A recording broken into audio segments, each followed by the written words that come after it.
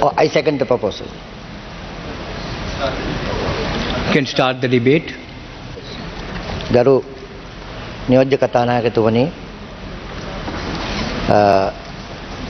බටලන්ද වදකාගාරය සම්බන්ධ මාතෘකාව ටිකක් දිග මාතෘකාවක්. ඒ මාතෘකාවට තියෙන දිග ඉතිහාසයක්. ඒ මාතෘකාව ගැන කතා කරන්න වෙන කතාවක් දිග කතාවක්.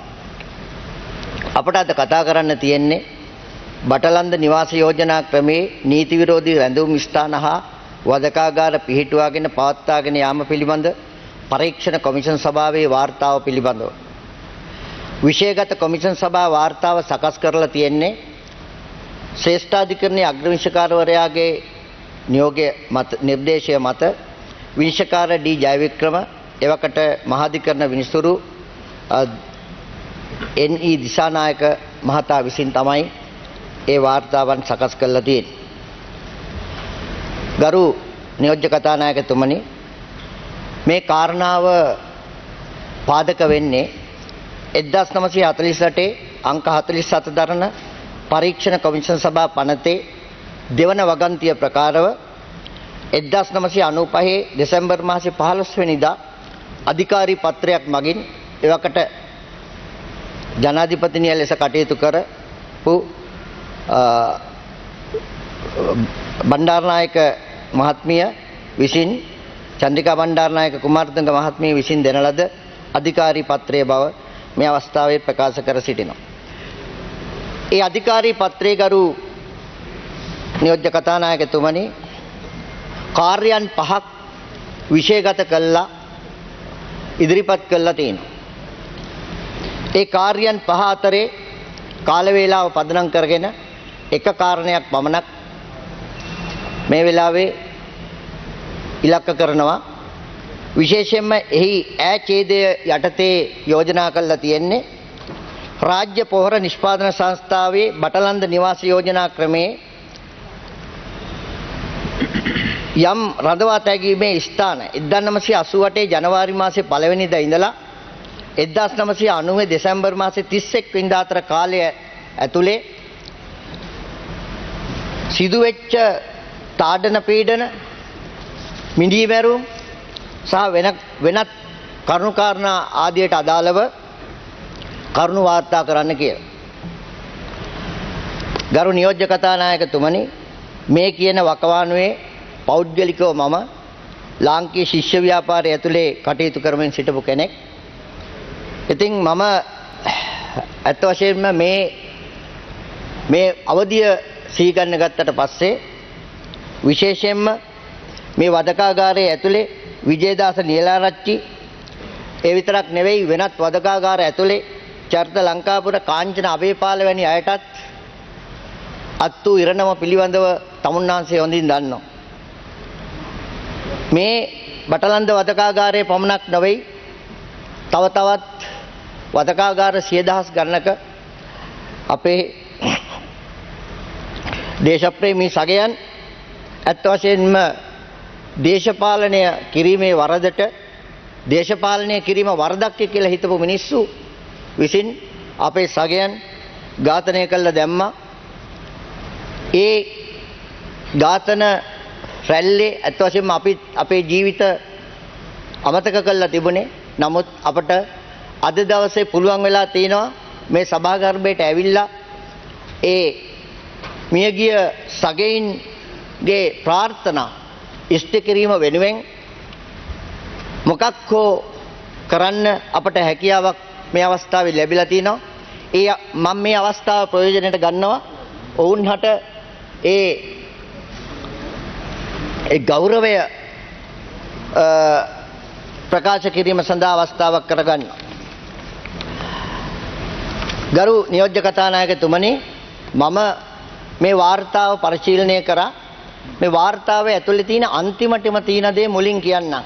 මොකද මට අවශ්‍යයි මේ වාර්තාවේ පවතින නිර්දේශ වලට රනිල් වික්‍රමසිංහ ඍජුවම සම්බන්ධයි කියන නිර්දේශ ප්‍රමාණයක් තියෙනවා. නමුත් කතාවේ අන්තිමට කියන්න ගියොත් 2 more minutes කියලා කියන බයට මුලින්ම මේ නිර්දේශ ටික මම මුලින්ම කියලා නිර්දේශ ප්‍රමාණයක් තියෙනවා මම කියන්නම් කියලා මම හිතුවා. ඒ වාර්තාවේ නිර්දේශ ඇතුලේ නිර්දේශ කීපයක් තියෙනවා ගරු නියෝජ්‍ය කතානායකතුමනි. රනිල් වික්‍රමසිංහ මහතා එවකට කර්මාන්ත හා විද්‍යා කටයුතු අමාත්‍යවරයා කඩාකප්පල්කාරී ක්‍රියා මර්ධන කටයුතු සම්බන්ධයෙන් පොලිසියේ ක්‍රියාකලාපයට අදාළ උපදෙස් දී ඇත. වික්‍රමසිංහ මහතාට එමදු නියමයක් කිරීමට නෛතික බලයක් නොමැති වූ බවත් ඒ සම්බන්ධයෙන්ද ඔහු තම අයථා බලය ලෙස පාවිච්චි කර ඇති බවත් කොමිෂන් සභාවේ අදහසයි. අපේ අදහස් නෙවෙයි කොමිෂන් සභාවේ අදහස. බලය අයිතු ලෙස පාවිච්චි කරා කියලා කොමිෂන් සභාව කියනවා. එසේ උපදෙස් දීමෙන් වික්‍රමසිංහ මහතා නියම වශයෙන් පොලිසිය සතු රාජකාරී වලට හා නීතිය ක්‍රියාත්මක කිරීමේ ක්‍රියාමාර්ගයට මැදිහත් වී ඇත්තේය. කවුද මේ කියන්නේ? කොමිෂන් සභාව කියන්නේ. ඒ විතරක් නෙවෙයි තව තැනක කියනවා රනිල් වික්‍රමසිංහ මහතා හා ජ්‍යෙෂ්ඨ පොලිස් අධිකාරී නලින් දෙල්ගොඩ මහතා බටලන්ද නිවාස යෝජනා ක්‍රමේ B2 B8 B34 හා A1 ඇලයිරක් 8 යන නිවාසවල නීති විරෝධී රැඳවුම් ස්ථාන හා වදකාගාර පැවැත්වීමට අනියමින් වගකිය යුතු වන්නෝය. කවුද? රනිල් වික්‍රමසිංහ. කවුද මේ කියන්නේ? කොමිසමයි මේ කියන්නේ. ගරු නියෝජ්‍ය කතානායකතුමනි එපමණක් නෙවෙයි තව නිර්දේශයක් කළා තියෙනවා. 1988 ජනවාරි මාසේ 1 වෙනි දින සිට 1990 දෙසැම්බර් මාසේ 31 වෙනි දින දක්වා වූ කාල සීමාව තුල බටලන්ද නිවාස යෝජනා ක්‍රමයේ යම් නිවාස පුද්ගලයන් නීති විරෝධීව රඳවා ගැනීමට හා ඔවුන්ට වද දීමට පාවිච්චි කර තිබේ. කවුද කියන්නේ? කොමිසම කියන්නේ. මේ කාර්ය සඳහා පාස සඳහන් නිවාස පාවිච්චි කර ඇති බවට තීරණාත්මක සාක්ෂි තිබේ. මොකද්ද නිවාසය? බටලන්ද නිවාස සංකීර්ණයේ B2 නිවාසය ගරු නියෝජ්‍ය කතානායකතුමනි කාටද අයිති? එය රනිල් වික්‍රමසිංහට බව මෙහි සඳහන් කරලා තියෙනවා. B8 නිවාසය කාටද අයිති? පොලිස් අධිකාරී ඩග්ලස් පීරිස්. දෙන්න එකතු වෙලා මේ නිවාස සංකීර්ණයේ ඉඳලා දෙන්න නිවාස දෙකේ ඉඳලා මේ කුමන්ත්‍රණය කරලා තියෙන ගරු නියෝජ්‍ය කතානායකතුමනි. ඒ විතරක් නෙවෙයි තව තැනක නිර්දේශයක් කරනවා රාජ්‍ය පොහොර සංස්ථාවේ ඈවර කරුට ඉහත සඳහන් බටලන්ද නිවාස යෝජනා ක්‍රමේ නිවාස පොලිස් නිලධාරීන්ට මුදාලීමට නියම කිරීමෙන් රනිල් වික්‍රමසිංහ මහතා කර්මාන්ත අමාත්‍යවරයාගේ තත්ත්වයෙන් වූ ඔහුගේ බලතල අයුතු ලෙස පාවිච්චි කර තිබේ. අපිද කියන්නේ කොමිසම කියන්නේ කර්මාන්ත අමාත්‍යවරයාගේ තත්ත්වයෙන් වූ ඔහුගේ බලතල අයුතු ලෙස පාවිච්චි කර තිබේ. ගරු කතානායකතුමනි මේවා තියාගෙන තමයි අල් ජසීරා ගිහිල්ලා කියන්නේ. මොකක්ද අල් ජසීරා ගිහිල්ලා කියන්නේ? 1997 ඉන්දු ලංකා ගිවිසුම පාදක කරගෙන ජනතා විමුක්ති පෙරමුණ භීෂණයක් මැව්වලු. ඒ විතරක් නෙවෙයි සපුකන්ද පොලිස් ස්ථානයට පහර දීමක් කරාලු. ගරු නියෝජ්‍ය කතානායකතුමනි මේ 2025 කතාව 2025 තමයි 2025 අල් ජසීරා ගිහිල්ලා රනිල් වික්‍රමසිංහ කියන්නේ. මේ හදන්නේ මොකක්වත් නෙවෙයි කොමිෂන් සභාවේ වාර්තාවේ හරියට පැහැදිලි කරලා තියෙනවා. ඒකට උත්තරේ මේ හදනවා 83ත් 87ත් බද්ධ කරලා කතාවක් ගොතන්න. අපි කියන්නම් නියෝජ්‍ය කතානායකතුමනි 83 උනේ මොකද්ද කියලා. 83 මොකද්ද උනේ කියන එක වාර්තාවේ කියනවා. බටලන්ද වාර්තාවේ මොකද්ද මාතෘකාව? ජනතා විමුක්ති පෙරමුණ තහනම් කරනු ලබයි. ප්‍රචණ්ඩ කියා ආරම්භ වේ කියන සිරස්තලයේ යටතේ ගරු නියෝජ්‍ය කතානායකතුමනි මේ මාතෘකාව එදා පැවති වාස්තවික තත්ත්වයන් පිළිබඳවත් එදා පැවති වාතාවරණය පිළිබඳවත් බොහෝ දේ ප්‍රකාශ කරනවා. මොකද්ද පළමුව සිද්ධ කරලා තියෙන්නේ? පළමුව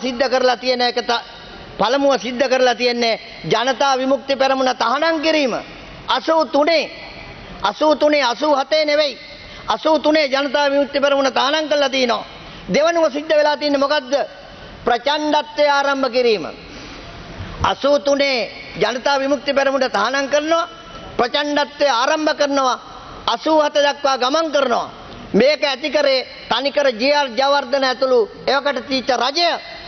එහෙම තියෙද්දි ගරු නියෝජ්‍ය කතානායකතුමනි මම හිතන්නේ මේ වාර්තාවේ මේ මාතෘකාව විතරක් උනත් ඇති අපේ ඉතිහාසය ගැන පුනුපුනා ප්‍රශ්න කරන සිද්ධ වුණේ මොකක්ද කියලා දැනගෙන උනත් නොදන්නවා වගේ ප්‍රශ්න කරන අයට උත්තරේ විදියට දෙන්න මම දැන් උපුටන්නම් අපේ රටේ ලේවිලක් කරන්නට සුදු ඇඳුමින් සැරසී පැමිණි මාරයෙක් පිළිබඳව ඔහුගේ හපංකම් පිළිබඳව කොමිෂන් සභාවේ වාර්තාවේ තියෙන සටහනක් කොමිෂන් සභාවේ වාර්තාවේ 27 වෙනි පුටුවේ ගරු නියෝජ්‍ය කතානායකතුමනි මෙන්න මෙහෙම තියෙනවා උපුටා ගැනීම 1983 ජූලි මාස 31 වන දින ජනාධිපති ජේ.ආර්. ජයවර්ධන මහතා ජනතා විමුක්ති පෙරමුණ ශ්‍රී ලංකාවේ කොමියුනිස්ට් පක්ෂය හා නව සමාජ පක්ෂය යන පක්ෂ තහනම් කළේය. එම පක්ෂ දෙක එසේ තහනම් කරන ලද්දේ ඒවායේ ක්‍රියාකාරීන් ජාතිවාදී කෝලහල වලට වගකිය යුතු යන්නේ යන පදනමින් බෙහෙවින් ස්වභාවික අපේක්ෂා කළ හැකි අන්දමට මෙම පක්ෂ දෙකේම නායකයෝ සැඟවුණහ. මෙම නායකයින් අත්අඩංගුවටගෙන ඉදිරිපත් කරන ලෙස නීතිය ක්‍රියාත්මක කිරීමේ බලධාරීන්ට නියම කරනු ලැබුවද ඔවුන්ට එසේ කිරීමට නොහැකි විය. ඉහළම නායකත්වයේ සැඟවී සිටියදී ක්‍රියාකාරීන් සමහර දෙනෙකු අත්අඩංගුවට ගැනීමට පොලිසියට හැකි විය. 1983 ඔක්තෝබර් 8 වන දින දරන ලිපියක් තමන්ගේ පක්ෂය ජයවර්ධන ජනවාර්ගික කෝලහලයට කිසිත් සම්බන්ධයක් නැතයි රෝහණ විජේවීර කී අතර ජනතා විමුක්ති පෙරමුණට ප්‍රජාතන්ත්‍රවාදී දේශපාලන ක්‍රමය තුල ක්‍රියා කිරීමට හැකිවන අයුරු තම පක්ෂයේ කෙරේ පනවා තිබෙන තහනම ඉවත් කරන ලෙස ජනාධිපති ජේ.ආර්. ජයවර්ධන මහතාට ආයාචනය කළා තිනවා. මේකට පදනමක් නැහැ. ඒකින්ද මේ තහනම ඉවත් කරන්න කියලා එදා අපේ පක්ෂේ නායකයා ඉල්ලලා තිනවා ගරු නියෝජ්‍ය කතානායකතුමනි. ඊට පස්සේ මොකද්ද කියන්නේ? මේක හරි පැහැදිලි මේ උපුටා ගැනීමම තියෙනවා ඊට පස්සේ ඡේදක මම මුකුත් වෙනසක් කරන්නේ නැතුව වාර්තාව විතරක් කියන්නම් මගේ එකතු කිරීම නැතුව ගරු නියෝජ්‍ය කතානායකතුමනි 1983 ජූලි ජාතිවාදී ගැටුම පැවති කාලේ ජනතා විමුක්ති පෙරමුණේ හෝ නව සමාජ පක්ෂයේ ක්‍රියාකාරීන් අතුරින් එක් අයෙකුවත් ප්‍රචණ්ඩ ක්‍රියා සම්බන්ධයෙන් වරදකරු වී නොමැති බව රනිල් වික්‍රමසිංහ මහතා සාක්ෂි දෙමින් තමාගෙන් ප්‍රශ්න කළ නීතිඥ තැන සමග එකඟ වුණා. කොමිසමේ සාක්ෂි දෙනකොට එකඟ වෙලා තිනවා රනිල් වික්‍රමසිංහ අපිවත් අනිත් දේශපාලන පක්ෂවත් ප්‍රචණ්ඩකාරී ක්‍රියා කළේ නැහැ කියලා. එහෙම නැහැ කියලා තමයි අද අල් ජසීරාවට 2025 කියන්නේ අපි ප්‍රචණ්ඩකාරීව 1987 සිද්ධියක් පාදක කරගෙන හැසිරුණා කියලා. මේක තමයි දෙපිඩි පිළිවෙත රනිල් වික්‍රමසිංහගේ. ඒ විතරක් නෙවෙයි එයින් ජනතා විමුක්ති පෙරමුණ සහ නව සමාජ පක්ෂය 1983 ජාතිවාදී කෝලහල වලට වගකිය යුතුයි ඔප්පු කළ නොහැකි විය. කවුද මේ කියන්නේ? කොමිසම කියන්නේ. ඒ ක්‍රියාවලට වගකිය යුතුයි ඔප්පු කළ නොහැකි විය. 83 එතකොට ගරු නියෝජ්‍ය කතානායකතුමනි මේකෙන් තේරෙන්නේ මොකද්ද? රනිල් වික්‍රමසිංහ මහතාට තමන්ගේ සාක්ෂියේදීම ඔහුගේ කටින්ම පිළිගන්න සිද්ධ වුණා 83 ජාතිවාදී ගැටුම් වලට ජනතා විමුක්ති පෙරමුණ සම්බන්ධ නැහැ කියන එක. ඔහුට ඒක කරන්න සිද්ධ වුණා. මොකද ඒක තමයි ඇත්ත. එකඟ වුණා නෙවෙයි එකඟ වෙන්න වුණා. ඇයි සිද්ධියක් නැත්තම් හරස් ප්‍රශ්න අහනකොට එයාට එකඟ වෙන්න සිද්ධ වෙනවා ගරු නියෝජ්‍ය කතානායකතුමනි. කවුරුවත් නැති තැන අල් ජසීරායකට ගිහිල්ලා මේ වාසිබස් දෙදුවට එදා 1995 ඇති කරපු කොමිසමේ දීපු උත්තරේ තමයි මම මේ කියවන්නේ. ගරු කතානායකතුමනි එසේ වුවද මෙන්න මේක හරි වැදගත්. එහෙම ප්‍රචණ්ඩකාරී සිද්ධියක් නැtei කියලා පිළිගත්ත උදවිය එසේ වුවද ජනතා විමුක්ති පෙරමුණට පැන වූ තහනම තව දුරටත් ක්‍රියාත්මක විය. ඔන්න ඇත්ත කතාව. ජනතා විමුක්ති පෙරමුණට පැන වූ තහනම එහෙම පවත්වාගෙන ගියා.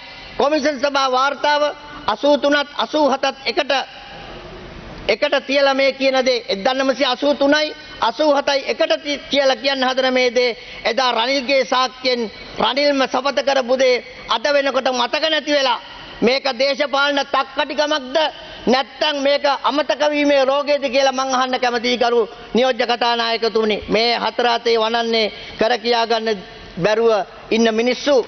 ඒක නිසා ගරු නියෝජ්‍ය කතානායකතුමනි මේ කාරණාව තහවුරු කරන්න මම එක උදාහරණයක් ගන්නම් මේ වාර්තාව ආශ්‍රයෙන්. අපි නෙවෙයි ප්‍රචණ්ඩකාරී ක්‍රියාවල නිරත වුණේ. රනිල් වික්‍රමසිංහ ඇතුළු ඒ ආණ්ඩුව තමයි එදා නිරත වුණේ කියන එකට වාර්තාවේ 92 පිටුවේ සිටන් 90ට පිටුව දක්වා වෙනකන් වෙන් කරලා තියෙන්නේ නීතිඥ විජේදාස ලියනාරච්චි සහෝදරයා වෙනුවෙන්. ඒ නීතිඥ විජේදාස ලියනාරච්චි සහෝදරයාගේ සටහන් ටික මම මගේ එකතු කිරීම කරන්නේ නැහැ ගරු නියෝජ්‍ය කතානායකතුමනි. වාර්තාවේම තියෙන දේවල් උපුටා දක්වන්නම්. ඒ හොඳටම ප්‍රමාණවත්. මොකද නීතිඥ විජේදාස ලියනාරච්චි සහෝදරයා සම්බන්ධයෙන් වාර්තාවේ තියෙන්නේ නැසී ගිය විජේදාස ලියනාරච්චි මහතා වෘත්තියෙන් ප්‍රසිද්ධ නීතිඥෙක් වූයේය. අලුත් කඩේ උසාවි සංකීර්ණයේ ස්වාධීනව නීතිඥ වෘත්තියේ නියැලීමට අමතරව එක් අවධියක නඩු පැවරීම් අධ්‍යක්ෂවරයා මෙන්ම ශ්‍රී ලංකා නීතිඥ සංගමයේ හිටපු සභාපතිවරයා වූ ජනාධිපති නීතිඥ රංජිත් අබේසූරිය මහතාගේ කනිෂ්ඨ නීතිඥයෙකු වශයෙන් හෙතම ක්‍රියා කළේය. 1988 25 වෙනි දින හෝ 1988 අගෝස්තු 25 වන දින හෝ එදිනට ආසන්න දිනක හදිසියෙම ඔහු අතුරුදාන් වූයේය. මම කිසිවක් එකතු කරන්නේ නැතුව කොමිෂන් වාර්තාවේ තියෙන ටික විතරක් කියන්නම් ගරු නියෝජ්‍ය කතානායකතුමනි. අදාළ කාල සීමාව තුලදී මෙන්න මේකයි රහස. මේ රහස මුළු ලෝකෙම දැනගන්න ඕනේ. මොකද්ද රහස? විජේදාස ලියනාරච්චි අතුරුදහන් වීමේ රහස කොමිෂන් එක හරියට අඳුරගෙන තිනවා. කොහොමද ඒක කියන්නේ? අදාළ කාල සීමාව තුලදී රාජ්‍ය ආරක්ෂක අමාත්‍යාංශයේ ආරක්ෂක උපදේශක ලෙසින් ක්‍රියා කළා වූ රවි ජයවර්ධන. කවුද රවි ජයවර්ධන කියන්නේ? JR ගේ පුතා. JR ජයවර්ධනගේ පුතා. එදා කියන පුදුම සහගත ලෙස එයා රාජ්‍ය ආරක්ෂක අමාත්‍යාංශයේ උපදේශකවරයෙක්. එදා පුදුම සහගත ලෙස එදිනම පොලිස්පතිවරයා වෙත ඇඟවීමක් කරමින් නීතිඥ ලියනාරච්චි තංගල්ල පොලිසිය විසින් සිරබාරයට ගනු ලැබ තිබිය හැකි බව කීවේය. මොකද්ද මේ? ගනු ලැබ තිබිය හැකි බව කියේ. එහෙනම් ඒගොල්ලන්ගේ අනින් තමයි නියෝජ්‍ය කතානායකතුමනි මේ වැඩේ සිද්ධ වෙලා තියෙන්නේ. ඒක වාර්තාවේ සඳහන් වෙනවා. එතකොට එහෙත් එබඳු හැඟීමක් රවි ජයවර්ධන මහතාට ඇති වූයේ කෙසේදයි අපි නොදනිමු. කවුද අහන්නේ? කොමිසමයි අහන්නේ. ආරක්ෂක අමාත්‍යාංශයේ ආරක්ෂක උපදේශක ලෙසින් ක්‍රියා කළා වූ රවි ජයවර්ධන මහතා වරහන් ඇතුලේ මේ ඉන්න හිටපු ජනාධිපති JR ජයවර්ධනගේ පුතා. මේ වරහන් ඇතුළ කියන්නේ මේකේ තියෙන වරහන්. ඔහුට හැඟීමක් පහළ වෙනවා. විජේදාස ලියනාරච්චි තංගල්ල පොලිසිය විසින් සිරබාරයට ගනු ලැබ තිබිය හැකි බව. මොකද්ද මේ කියන්නේ? බලලා මල්ලෙන් එළියට එනවා. එයා කියනවා මෙහෙම වෙන්න පුළුවන් කියලා විජේදාසට. කවුද ඒ තීන්දුව ගන්නෙ? රනිල් වික්‍රමසිංහලා ඔය කියන JR ජයවර්ධනගේ රවි ජයවර්ධනගේ පුතු තමයි මේ තීන්දුව ගන්නෙ. කොමිෂන් සභාව මෙහෙම කියනවා. ඒ බඳු හැඟීමක් රවි ජයවර්ධන මහතාට ඇති වූයේ කෙසේදයි අපි නොදැනෙමු. අපි තවත් මුකුත් කියන්න ඕනද ඒ ගැන? මං කියන්නේ ඒ හැඟීම පහළ වුණු ආකාරය ගැන. අන්තිමේ මොකද වෙන්නේ? තවත් උපුටා ගැනීමක් ගරු නියෝජ්‍ය කතානායකතුමනි කියන්නම්. මෙන්න උපුටා ගැනීම. සැප්තැම්බර් 2 වෙනි දින සන්ධ්‍යාව වන විට සන්ධ්‍යාව 2 වෙනි විට ලියනාරච්චිගේ තත්ත්වය නරක අතට හැරින් කොළඹ නියෝජ්‍ය පොලිස්පතිවරයාගේ උපදෙස් මත පරීක්ෂක වික්‍රමසිංහ විසින් සැප්තැම්බර් 2 වෙනි දින 11ට පමණ ලියනාරච්චි කොළඹ මහරෝහලේ හදිසි අනතුරු සේවාංශයට ඇතුළත් කරන ලදී. අනතුරුව ලියනාරච්චියම රෝහලේ දැඩි සත්කාර ඒකකයට මාරු කරිනි. මධ්‍යම රාත්‍රියේ පසුවේ විනාඩි 30කට පමණ පසුව එම රෝගියාගේ හුස්ම ගැනීම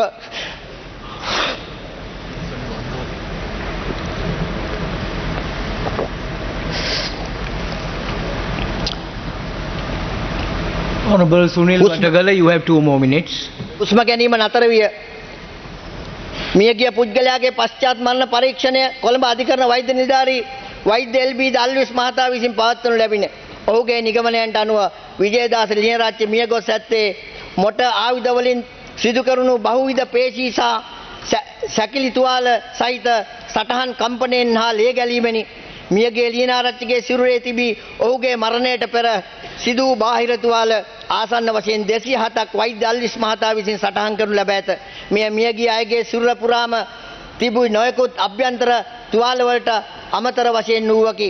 දහස් ගණන් හබයාස්කෝප් පුස්පෙත්තම් ඉදිරිපත් කරමින් ගරු නියෝජ්‍ය කතානායකතුමනි, දහස් ගණන් හබයාස්කෝප් පුස්පෙත්තම් ඉදිරිපත් කරමින් දහස් ගණන් අම්මලාට තාත්තලාට බිරියන්ට සැමියන්ට සොයුරන්ට සොයුරියන්ට දරුවන්ට තමන්ගේ අතුරුදහන් වුණු කිරිසුවඳ සොයා දෙන්නට නීතිඥ විජේදාස ලියනාරච්චිගත් වෑයමට හම්බ වෙච්ච දඬුවම ගරු නියෝජ්‍ය කතානායකතුමනි. ඒ විතරක් නෙවෙයි, මේ විජේදාස එච්චර තුච්චකමක් කරා විතරක් නෙවෙයි, විශේෂ මහාධිකරණයේ පැවතිච්ච නඩුවේදී විජේදාස ලියනාරච්චි සහෝදරගේ ඝාතකයෝ කියලා වෙනම දෙන්නෙක්ව දාලා දමියක් දාලා වර්ධකරු කරන්න හැදුවා. එදා වෙන දෙන්නෙක් දාලා ඒ දෙන්න වර්ධ පිළිගත්තත් මහාධිකරණයේ කිව්වා මේ දෙන්න නෙවෙයි කළා තියෙන්නේ, මේ දෙන්න නෙවෙයි කළා තියෙන්නේ කියලා. එදා ඒ ගත්ත නිවැරදි තීන්දුව තමයි අදටත් රනිල් වික්‍රමසිංහලා මේකට වග කිය යුතුයි කියලා අපි කියන්නේ. අදටත් මේ රනිල් වික්‍රමසිංහ මේ මරණ වලට සම්බන්ධයි, ඒ ඝාතනකට වග කියන්න ඕන. අදටත් ඉතිහාසයේ ඒ දිගහැරලා තියෙන ඒ සත්‍ය ගරු නියෝජ්‍ය කතානායකතුමනි, අවසාන වශයෙන් මට වචනයක් කියන්න ඉඩ දෙන්න තව එක කාරණාවක් විනාඩි 2ක් විතර. ඒ තියෙනවා දැන් අල් ජසීරා වල මොකද කියන්නේ තව කතාවක්. ඒ කියනවා සපුගස්කන්ධ පොලිස් ස්ථානයේට පහර දුන්නලු. මේ 2025 කියන්නේ සපුගස්කන්ධ පොලිස් ස්ථානයේට කවුද පහර දුන්නේ කියලා හරියටම කොමිෂන් සභා වාර්තාව තේනවා. කොමිෂන් සභා වාර්තාවේ මොකද්ද කියන්නේ? සපුගස්කන්ධ පොලිස් ස්ථානයේට ගැව්වේ ගෝණවල සුනිල්ගේ ගෙන්නුවේ රනිල් වික්‍රමසිංහ, රවි ජයවර්ධන. ඒ අය තමයි ගෝණවල සුනිල්ව ගෙන්නලා සපුගස්කන්ධ පොලිසියට ගැව්වේ. මම නෙවෙයි කියන්නේ කොමිසම. මම කියවන්නම් ඒ ඡේදය. ගෝණවල පෙරේරා පවුල යනු එක්සත් ජාතික පක්ෂයේ ක්‍රියාකාරී ආධාරකරුවන් බව ප්‍රසිද්ධ කාරණයකි. ක්‍රියාකාරී දේශපාලනයේ නිරත වූවන් අතර සුමිත් පෙරේරාගේ බාප්පා කෙනෙකු වන සුනිල් පෙරේරා හෙවත් ගෝණවල සුනිල් වූයේය. රනිල් වික්‍රමසිංහ මහතාට අනුව ගෝණවල සුනිල් ඔහුගේ ක්‍රියාකාරී ආධාරකරුවෙකු වූ අතර හෙතම එක්සත් ජාතික පක්ෂයේ ප්‍රාදේශීය නායකයෙකු වශයෙන් ක්‍රියා කර ඇත්තේය. ගෝණවල සුනිල් වික්‍රමසිංහ මහතා සමග දීර්ඝ කාලයක් සමීපව ඇසුරු කරමින් සිට ඇත. වික්‍රමසිංහ මහතාට ගෝණවල සුනිල්ගේ නිවසේ පැවති සාදයන්ට පවා ආරාධනා කරනු ලැබ ඇත. වික්‍රමසිංහ මහතා එතර සිට පෙරලා ශ්‍රී ලංකාවට පැමිණෙන අවස්ථාවලදී ඔහු පිළිගන්නට කටුනායක ගුවන්තොටුපළට බලා යාමට ගෝණවල සුනිල්ගේ පුරුද්දක්ව තිබුණේ. ගුවන්තොටුපළේදී වික්‍රමසිංහ මහතා ගෝණවල සුනිල් යනු සෙසු පුද්ගලයන් සමග සිටි ඡායාරූපයක් පෙන්වනු ලබුවා. කොමිසමේදී පෙන්වනවා ඡායාරූපය. ඒ ඡායාරූපය වික්‍රමසිංහ පිළිගන්නවා. වික්‍රමසිංහ මහතා ඒ බව පිළිගත්තේය. එක්සත් ජාතික පක්ෂයේ සුළු කණ්ඩායම් රැස්වීම සඳහා ගෝණවල සුනිල්ගේ නිවාසයේ නිරතුරුවම පාවිච්චියට ගනු ලැබ ඇත. වික්‍රමසිංහ මහතා බටලන්දේ පදිංචි වී සිටි සංචාරක බංගලාවේ බාරකරුවන් අතර වින්සන් පෙරේරාගේ සාක්ෂියට අනුව වික්‍රමසිංහ මහතා සංචාරක බංගලාවේ පදිංචි වී සිට ගෝණවල සුනිල් නිතරම එහි යන්නේන තැනැත්තෙක් වූයේය. කවුද මේ වික්‍රමසිංහ? රනිල් වික්‍රමසිංහ. එහෙනම් මොකද්ද මේ කියන්නේ? සපුගස්කන්ධ පොලිසියට ගැහුවේ වෙන සුනිල් ගිහිල්ලා ගැහුවට මේක පිටිපස්සේ හිටියේ, මේක උසිගැන්නුවේ, මේ කුමන්ත්‍රණය කරේ රනිල් වික්‍රමසිංහ බව අපි කියනවා ගරු නියෝජ්‍ය කතානායකතුනි. ඉතිහාසයෙන් එහෙම නිදහස් වෙන්න බෑ.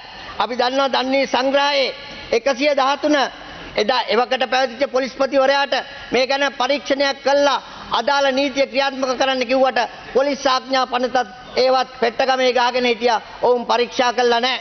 ඔවුන් පරීක්ෂා කිරීම අසමත් වුණා. අදටත් ඒ අපරාධ නීතියේ සිද්ධාන්තය හැමම තියෙනවා. අදටත් මේ නීතිය ක්‍රියාත්මක කරන්න පුළුවන්.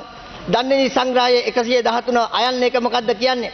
යම් වරදක් සිදු කිරීමේදී හෝ සිදු කිරීම සඳහා නැතහොත් වරදට අනුබල දීමේ හෝ අනුබල දීම සඳහා පොදු අරමුණක් සහිතව කලින් සම්මතයක් හෝ පිළියෙල වීමක් ඇතිව හෝ නැතුව දෙදෙනෙක් හෝ ඊට වැඩි ගණනක් එක් වී වරදක් සිදු කිරීමට හෝ ඊට අනුබල දීමට හෝ ක්‍රියා කිරීමට එකඟ වූත් ඒ වරද කිරීමට හෝ අනුබල දීමට කුමන්ත්‍රණය කිරීමේ වරද සඳහා අවස්ථාව පරිදි ඔවුන් එක් කෙනෙක්ගෙන් වරදකාරයෙක් වන්නේය.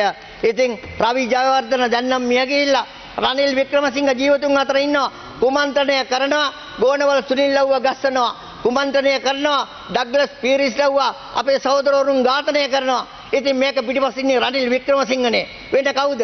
රනිල් වික්‍රමසිංහ රුජුව මේ අපරාධ වලට වග කියන්න ඕන ගරු නියෝජ්‍ය කතානායකතුමනි. මම ඔබතුමාගෙන් ඉල්ලා සිටින්නේ මෙවන් ඉතිහාසයේ සුදු සලුපිලි ඇඳගෙන මේ කරන ඝාතනයන් දිහා බලාගෙන අද හැංගෙන්න අල් ජසීරා වලට ගිහිල්ලා අම්මු පට්ටපල් බොරු ප්‍රමාණයක් එල්ල කරනවා අපි මත.